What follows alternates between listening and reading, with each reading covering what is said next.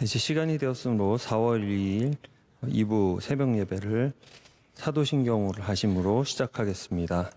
전능하사 천지를 만드신 하나님 아버지를 내가 믿사오며 그 외아들 우리 주 예수 그리스도를 믿사오니 이는 성령으로 잉태하사 동정녀 마리아에게 나시고 본디오 빌라도에게 고난을 받으사 십자가에 못 박혀 죽으시고 장사한 지 사흘 만에 죽은 자 가운데서 다시 살아나시며 하늘에 오르사 전능하신 하나님 우편에 앉아 계시다가 저리로서 산자와 죽은 자를 심판하러 오시리라.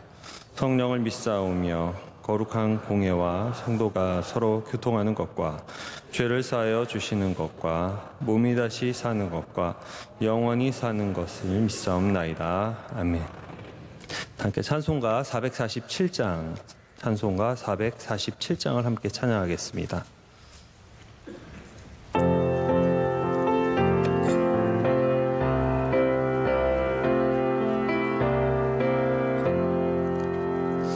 이 세상 끝날까지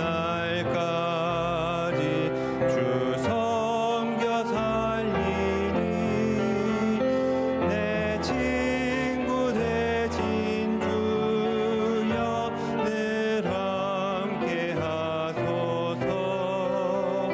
주 나와 함께 하면 전쟁도 겁없고 주 나를 인도하면 늘 안심하리라. 나 주를 따를 때에 주 약속하신 것 그 영광 중에 모두 이루어 주소서. 나 주의 뒤를 따라 섬기며 살리니 그 크신 은혜 속에 날 인도하소서. 이 세상 온갖 시험 내 마음을 흔들고 저 악한 원수들이 안팎에 있으나 주 나를 돌보시사 내 방패 되시고 내 옆에 계신 것을 늘 알게 하소서. 저 영광 빛난 곳을 주 허락했으니 그 허락하신 곳을 늘 사모합니다. 끝까지 쉬지 않고 주 따라가리니 주 넓은 사랑으로 늘 인도하소서.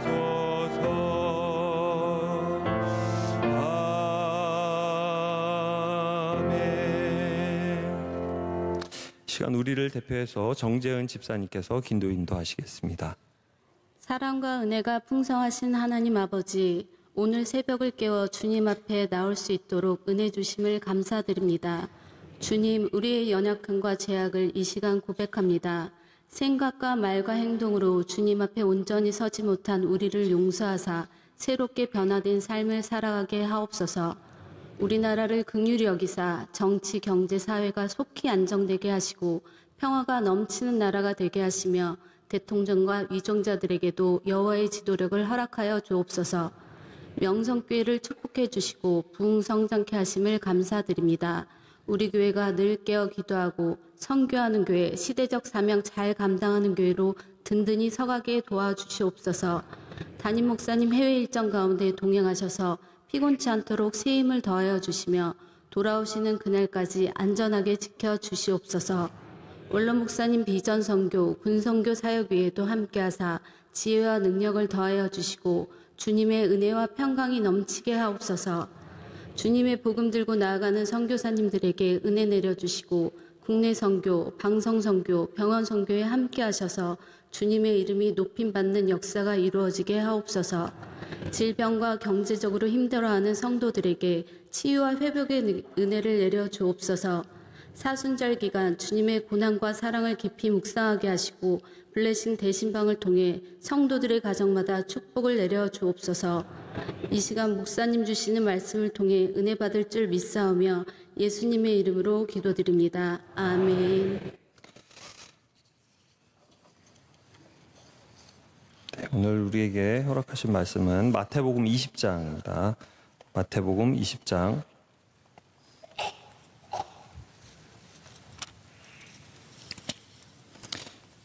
24절에서 28절까지 말씀입니다. 마태복음 20장 24절에서 28절까지 말씀입니다. 한 절씩 교독하고 마지막 절 합독하겠습니다. 열제자가 듣고 그 두 형제에 대하여 분이 여기거늘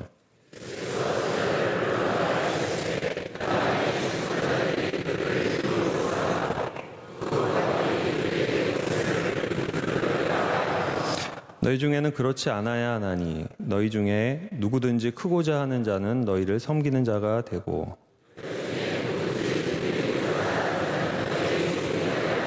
함께요. 인자가 온 것은 섬김을 받으려 함이 아니라 도리어 섬기려 하고 자기 목숨을 많은 사람의 대속물로 주려 함이니라. 아멘.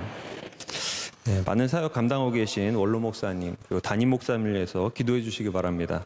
특별히 미국에서 일정을 감당하고 계신 담임 목사님 건강하게 돌아오실 수 있도록 기도 부탁드립니다. 제가 예전에 좋아했던 작가 중에 헤르만 헤세라는 작가가 있습니다. 이 작가의 대표작이 데미안인데 이 책은 청소년 권장 도서였고 그래서 제가 이제 고1 때 책을 읽게 됐습니다. 그때 당시에 이 청소년 권장 도서는 죄와 벌 이런 것도 청소년 권장 도서였거든요. 하지만 성인이 되어서 혹시 그런 클래식을 여러분 읽어보셨다면 며칠 동안 계속 곱씹어 봐야 할 정도로 이렇게 깊이가 있는 책들이고 살면서 문득문득 이렇게 생각이 나는 그런 여운이 남지 않습니까? 고등학교 1학년이 그런 책을 보고 얼마나 많은 걸 느낄 수 있겠습니까?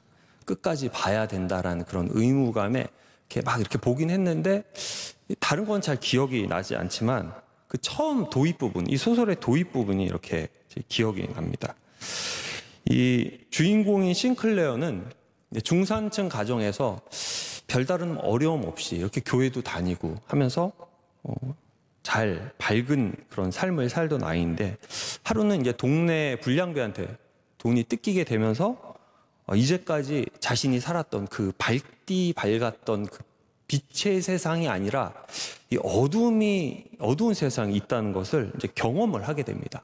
그리고 이 아이가 이제 심지어는 그 불량배의 조직의 일원이 이렇게 되면서 내 속에도 이 어둠이 있다라는 것을 깨닫게 됩니다. 이전까지는 자기가 온전하고 선한 사람이라고 생각을 했지만 이제는 빛과 어둠이 섞여 있는 자신의 본 모습을 이렇게 발견하게 됐기 때문에 고민하고 갈등하게 됩니다. 이때 멘토 역할을 했던 것이 이제 이 책의 제목인 데미안이고, 데미안은 싱클레어에게 자신의 본능적인 욕망과 어두운 면을 그냥 억누르지 말고 자신의 그 삶의 일부분으로 받아들이라고 합니다. 세상은 밝은 것만을 요구하는데 내가 거기에 맞추려고 하면 오히려 그것으로 인해서 더욱 깊은 어둠 속, 고통 속으로 빠지기 때문에 세상에서 요구하는 사람이 되려고 하기보다는 자신을 있는 그대로 받아들이면 오히려 이렇게 자유하게 된다는 그런 얘기를 해줍니다. 그래서 이 싱클레어는 데미안의 말을 정말 받아들여서 빛도 아니고 어둠도 아닌 그 어디쯤, 그 중간쯤 그 자신만의 길을 걷게 됩니다. 현대 사회를 살아가는 사람이라면 누구나 어느 때쯤에 종종 비슷한 고민을 하고 비슷한 결정을 내리게 됩니다. 내가 원하는 삶과 사회에서 나에게 요구하는 삶, 이 사이에서 이제 균형을 잡으려고 하죠. 어떤 사람은 자신을 70, 그리고 사회를 한 30 정도에 두고, 어떤 사람은 반대로 사회를 70, 자신을 30으로 이렇게 둡니다. 사람들은 자신이 받아들일 수 있는 적정선에서 그 빛과 어둠, 그 중간쯤에 자신만의 그 길을 걸어가게 됩니다.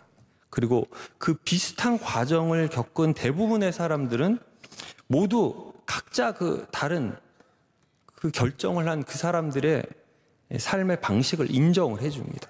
그리고 서로 인정을 해주기 때문에 싸우거나 분란을 일으키지 않고 그것이 성숙한 사람의 표본이다, 이렇게까지 얘기를 합니다. 하지만 신앙은 그렇지 않습니다. 내가 원하는 나의 욕구와 하나님의 말씀, 이 두 개를 내가 정하는 중요도에 따라서 몇 대 몇으로 나누고 그 길 중간을 이렇게 가지 않습니다. 내 생각을 다 내려놓고 예수님이 걸어가라고 하시는 그 길, 내가 곧 길이요 진리요 생명이라고 말씀하신 그 길만을 걸어갑니다. 신앙이 성숙하면 성숙할수록 누군가 그 중간쯤에 어디를 걷고 있는 것을 보면 인정해주고 존중해주는 것이 아니라 정확하게 그것이 틀렸다는 것을 알려줍니다. 그리고 정말 필요할 때는 충돌할 것도 각오하고 부딪히는 것이죠. 마태복음 10장 34절에서 36절에 예수님께서 이렇게 말씀하십니다.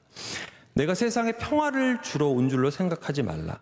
평화를 주러 온 것이 아니요 검을 주러 왔노라.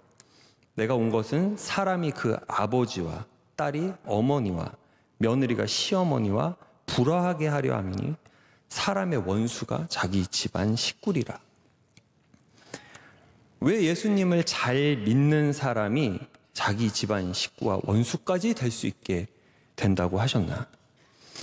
예수님이 이 땅에 오신 목적은 분명히 평화, 하나님이 뜻하신 그 샬롬을 이루는 것이지만 그 과정에는 반드시 갈등이 수반될 수밖에 없습니다. 왜냐하면 하나님의 기준과 세상의 기준이 다르기 때문입니다. 그렇기 때문에 신앙을 가진 사람이 그 가정 안에서 믿지 않는 가족들과 충돌을 경험하는 것은 너무나도 당연한 것입니다. 신방을 이제 특별히 요즘 이제 대신방 기간이어서 신방을 하다 보면 가정에서 처음 혼자 믿었는데 가족 모두가 나중에 다 잘 믿고 열심히 봉사하게 된 그런 가정이 있습니다. 그런데 이런 분들 중에서 그냥 나 혼자 그냥 내 신앙 잘 이렇게 지키고 잘 믿었더니 나머지가 저절로 믿었다라고 하시는 분은 아무도 없습니다. 가족 한 명 한 명을 교회에 뿌리 내리게 하기 위해서 기도하고 정말 눈물 흘리고 엄청난 영적인 싸움이 있었고 도전이 있어서 때로는 참고 인내하고 때로는 정말 사단 날 각오를 하고 그 신주단지를 깨뜨려 버려야 그제서야 하나님이 주시는 그 참 평강을 샬롬을 누리게 됐다는 것이죠. 속으로는 이건 아닌데 라고 생각하지만 싸우는 게 두려워서 아무 말 못하고 가만히 있는 것이 그것이 평화가 아니라는 거예요. 그 가정의 한 명 한 명이 어떤 어려움과 핍박이 있을 때에도 하나님 말씀을 생명같이 지킬 때 진정한 인간의 평화가 아닌 하나님의 평화가 그 가정에 찾아들게 됩니다. 최근에 담임 목사님이 전하시는 말씀은 제가 느끼기에는 하나의 맥락을 가지고 있다는 생각이 들었습니다. 3월 특별 새벽 집회 주제는 영적인 세계관을 겸비하라. 그리고 지난주에 말씀은 하나님의 생각이 내 생각과 다를 때, 그리고 이번 주 말씀은 본능을 거스르는 기술이었습니다. 여러분, 영적인 세계를 겸비하려면 어떻게 해야 합니까? 하나님의 생각이 내 생각과 다를 때 어떻게 해야 합니까? 본능을 거스르고 하나님의 뜻대로 살고 하나님의 뜻을 이루기 위해서 어떻게 해야 합니까? 질문은 세 가지지만 답은 하나입니다. 영적인 세계를 겸비하려면 내가 가지고 있던 세계관, 나의 생각을 내려놓아야 하고, 하나님의 생각이 내 생각과 다를 때 내 생각을 내려놓아야 하고, 본능을 거스르기 위해서는 내 생각을 내려놓아야 합니다. 연예인 중에 이희경이라는 청년이 아주 바른 청년이 있습니다. 이 사람이 군대에 들어가서 훈련병으로 훈련을 받는데 하루는 그 부대 연대장님이 강단에 올라오시더니 지금부터 머릿속에 왜라는 단어를 지워라.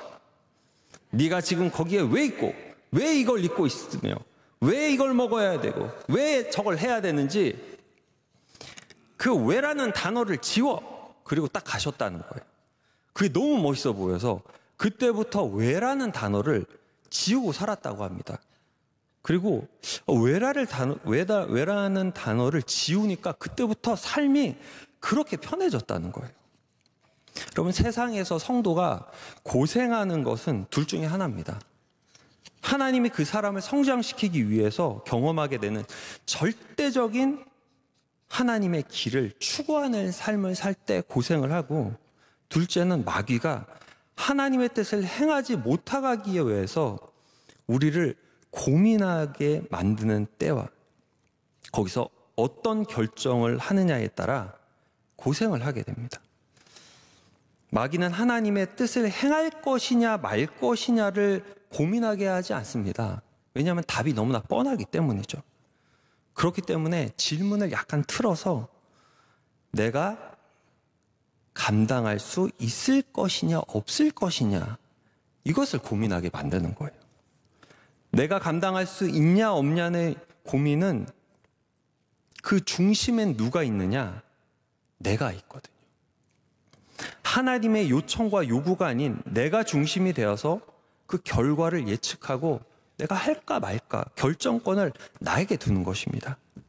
그러면 우선은 그 갈등으로 인해서 내면의 고통을 겪게 되고, 그리고 그 결정을 잘못 내린 후에는 그 결정으로 인해서 고통을 당하게 됩니다.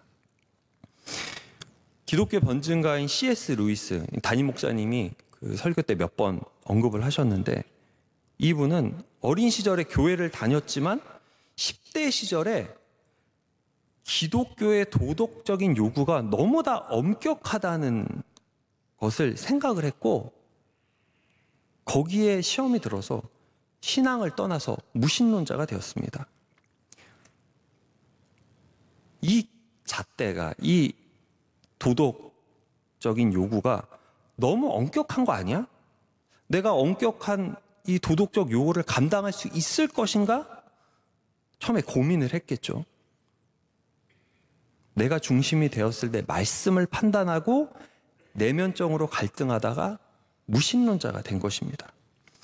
하지만 그 무신론자로 사는 동안에 그에게 참 평안은 없었습니다.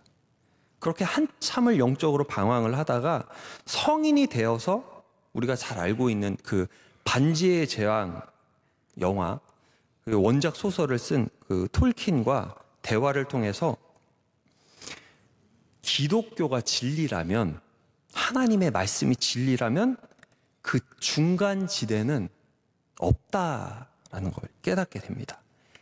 빛이냐 어둠이냐 둘 중에 하나를 선택해야 된다는 것을 깨닫게 되고, 자신의 생각을 다 내려놓고 말씀에 순종하며 살기 시작했고, 오늘날 전 세계 많은 사람들에게 영적 지혜를 전하는 위대한 기독교의 변증가가 되었습니다. 우리가 어떻게 하면 항상 기쁘고 승리할 수 있는 믿음의 삶을 살 수 있느냐? 나의 생각을 완전하게 내려놓아야 됩니다. 내려놓는 것은 하나님의 세계로 들어가는 것입니다.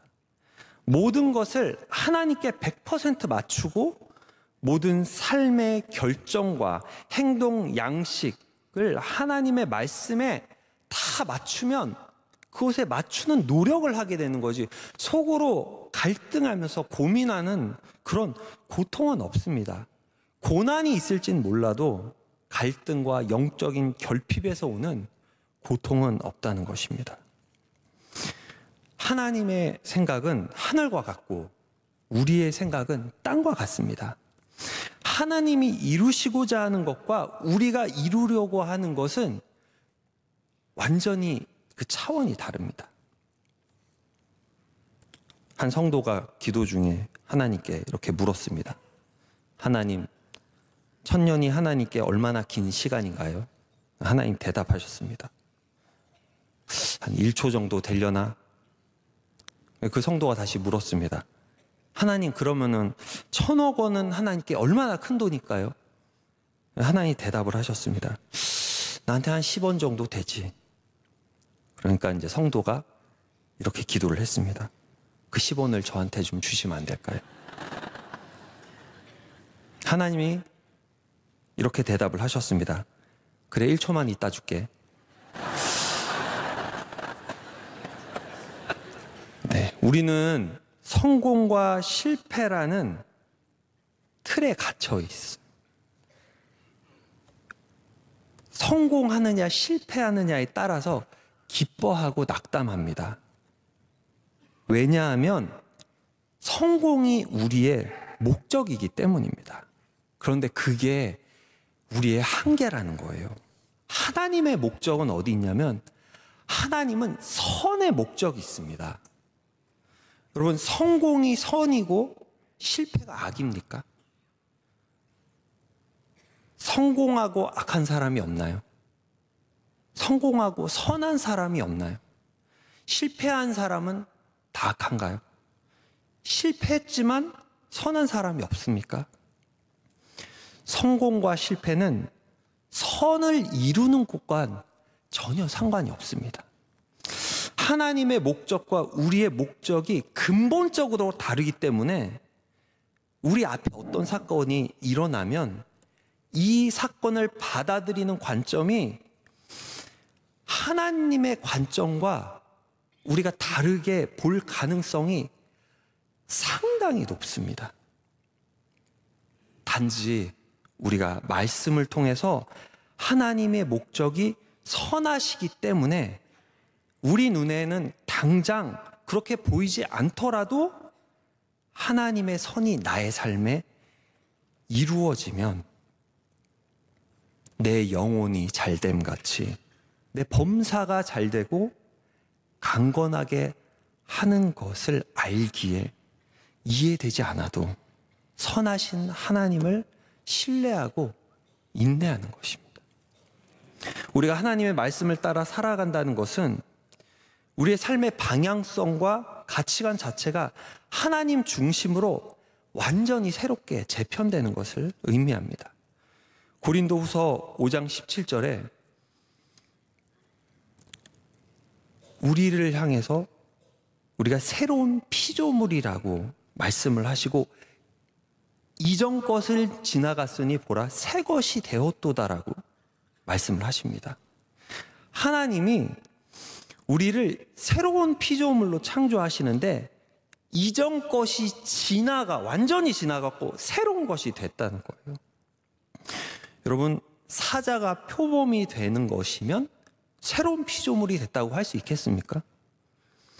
물고기가 독수리 정도가 되어야지 새로운 피조물로 바뀌었다고 할 수 있을 것이고, 왜 우리가 그렇게 생각하죠?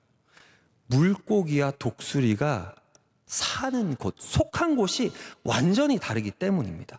우리가 예수님을 믿고 성령을 받으면 성령이 나의 삶을 주장해서 우리가 그때부터는 이 땅이 아닌 하늘나라의 시민권을 소유하게 된 하나님 나라의 하늘에 속한 사람이 됩니다. 하늘에 속한 사람은 이 땅에 있는 사람의 목적이 다르다는 거예요. 그리고 계획하고 바라고 하는 그 욕구 자체가 다르다는 것입니다. 이 땅의 모든 욕구를 이겨내신 예수님과 동등한 그 성령님이, 예수님이 자기 자신을 채우는 것이 아니라 물과 피를 다 쏟으시고 생명까지 다 주셔서 희생하여 이뤄내신 그 구원을 생명처럼 귀하게 여기게 됩니다. 예수님은 본문 28절에 섬김을 받으려 함이 아니라 도리어 섬기려 하고 자기 목숨을 많은 사람의 대속물로 주려 한다는 말씀을 하셨습니다. 이 말씀은 우리의 삶에도 그대로 적용이 됩니다. 우리는 신앙생활을 하면서 하나님의 뜻과 그리고 나의 생각, 주변에 있는 믿지 않는 아내, 남편, 부모님, 또 자식들, 친구와 같은 세상의 기대 사이에서 갈등을 겪을 수 있지만 결국 우리가 따라가야 하는 길, 그리고 따라가기를 원하는 이 영혼의 소원은 예수님이 걸어가신 바로 그 길입니다. 그 길은 힘들고 좁은 길일 수 있지만 결국은 우리에게 가장 참된 자유와 평안을 주는 유일한 길입니다. 이 시대는 우리에게 끊임없이 너를 먼저 생각하라는 그런 말을 미디어를 통해서 또 사람들을 통해서 한마디가 나오면 메아리 쳐지는 것 같이 여기저기 부딪혀서 끊임없이 우리 귀에 반복되게 들려줍니다. 하지만 하나님의 나라는, 우리가 가야 할 그곳은 전혀 반대의 원리를 가지고 오늘 본문 말씀과 같이 낮아지는 자가 오히려 높아지고 자신을 부인하는 자가 참된 생명을 얻는다고 얘기를 하고 있고, 그리고 우리 앞에 이 나라에 수많은 피를 흘리며 생명과 같이 그 신앙을 지켰던 그분들의 그 희생이 있었기에 우리가 지금 그 복음을 받아서 주님 안에서 수많은 은혜와 축복을 누리며 사는 줄 믿습니다. 우리가 하나님을 위해 완전히 헌신하고 우리의 생각과 기준을 다 내려놓을 때 하나님께서 우리의 삶을 위해서, 우리의 삶을 통해서 역사하십니다. 분명한 것은 우리가 하나님께 온전히 순종할 때 참된 기쁨과 승리를 경험하게 된다는 것입니다. 너희 중에 누구든지 크고자 하는 자는 너희를 섬기는 자가 되어야 하며 으뜸이 되고자 하는 너희의 종이 되어야 하는 말씀을 기억하며 우리가 낮아질 때 하나님께서 우리를 높이시고 사용하시고 참된 승리를 허락해 주실 줄 믿습니다. 우리가 세상의 가치관을 내려놓고 하나님의 길을 온전히 따르는 그 길을, 예수님이 가신 길을 걸어갈 때 진정으로 영적으로 승리하는 그런 놀라운 은혜와 축복을 주실 줄 믿습니다.